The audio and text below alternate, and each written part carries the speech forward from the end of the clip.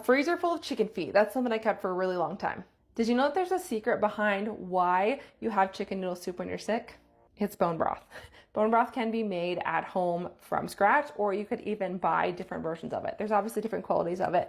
But one thing about soups is that bone broth is actually really healing for the body. Back in the day, in order to make soup, people would make bone broth first. They would take the bones, they would take chicken feet, they had vegetables, they'd put them in a pot, they'd cook them up, and they'd strain it out, and that broth would be left. That broth is healing and restorative for the body. It's actually what I drank, like as soon as I came home from the hospital from having a baby. That is what I ingested every single day to make sure my body was healing and restoring.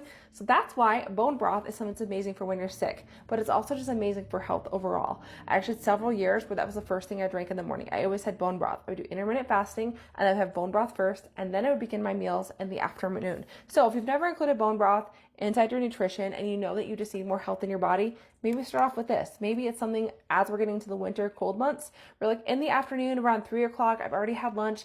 I'm gonna have a cup of warm bone broth. I'm just gonna heat it up at work. I'm gonna take in a thermos, so it's already heated up and ready to go. And I'm just going to sip on that. It's like having soup, but without the extra contents that are in there. And it's really beautiful for your body.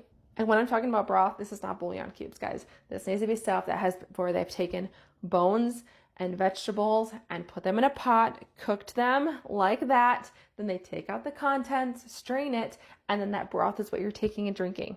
It's not bouillon, none of that shit. It needs to be actual bone broth.